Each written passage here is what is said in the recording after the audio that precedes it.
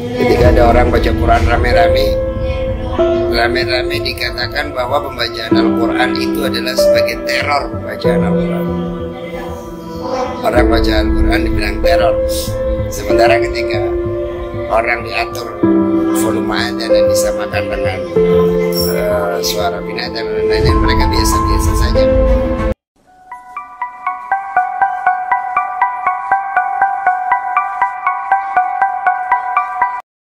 Ngaji bareng di Malioboro di Cibiri, apakah netizen Indonesia Islamofobia? Penceramah Muslim dan pendakwah Islam menyayangkan fenomena Islamofobia yang ramai terjadi di tanah air. Padahal, Indonesia adalah negara mayoritas Islam. Dasar negaranya pun ada tertulis sila Tuhan Yang Maha Esa. Para dai menilai pemerintah saat ini justru jangan membiarkan Islamofobia, terutama di media sosial. Di Indonesia, negaranya mayoritas Muslim, sejarahnya Kesultanan Islam, bahkan di Pancasila yang dasar negara, sila pertamanya ketuhanan Yang Maha Esa, di pembukaan UUD tertulis, atas berkat rahmat Allah. Tapi buzzer-buzzer saat ini malah seperti Islamofobia, banyak nyinyir. Siapakah mereka ini? Sebaiknya janganlah pemerintah membiarkan Islamofobia yang marak terjadi saat ini. Pada saat yang bersamaan viral pula di Jogja, segerombolan orang dengan congkak dan pongah beramai-ramai membaca Al-Quran di kawasan Malioboro, dan video itu viral dan ternyata telah dilacak itu digerakkan oleh ex-anggota HTI juga yang diberi nama atau bernama Narko Abu Fikri. Narko Abu Fikri ya, jejak digital itu. Dengan membiarkan para buzzer menuduh radikalisme kepada mereka, terutama di media sosial, untuk mencibiri umat Islam dengan sejumlah tuduhan negatif. Padahal ini kan bulan Ramadan, bulannya umat Islam.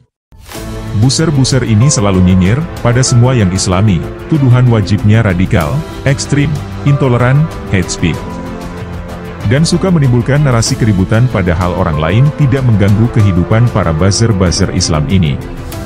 Para buzzer ini pun menyebut teror bahkan sebagai ria syirik kecil dan wajib dihukum.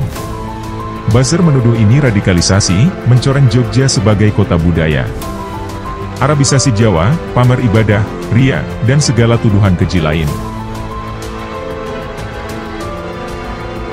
Mereka lupa Malioboro public space yang orang pernah buat dance berjamaah, pawai, atau segala aktivitas publik lain. Mereka lupa ini negara hukum. Main-main seperti itu kalau menurut saya harus dicarikan formulasi hukum untuk menjerat para pelaku, karena itu sudah, menurut saya sudah melecehkan Islam dan Al-Quran pada khususnya.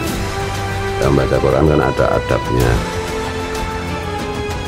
Itu kan bertentangan dengan adab, dan itu membuat kesan bahwa Islam itu ya kampungan, arogan, gak keren sama sekali. Apakah buzzer ini mempunyai penyakit hati? Mereka tidak suka hal yang baik-baik dari Islam. Memang, yang hatinya ada penyakit, gak suka sama yang baik-baik. Marilah kita membandingkan dengan gerakan salat tarawih berjamaah di Times Square, New York. Ribuan umat Muslim menyambut bulan suci Ramadan dengan menggelar tarawih bersama tanpa ada cibiran dan gangguan dari pihak lain. Tentu di sana umat Muslim minoritas dan bukan berdasarkan Pancasila sila pertama. Mereka diam-diam saja, bahkan terkesan membela kepada siapapun yang ingin merendahkan syiar, tapi kepada siapapun yang ingin mensyiarkan Islam dibilang teror dan lain-lain. Buat Gus Pleret, tobatlah ente, ngaco banget ente.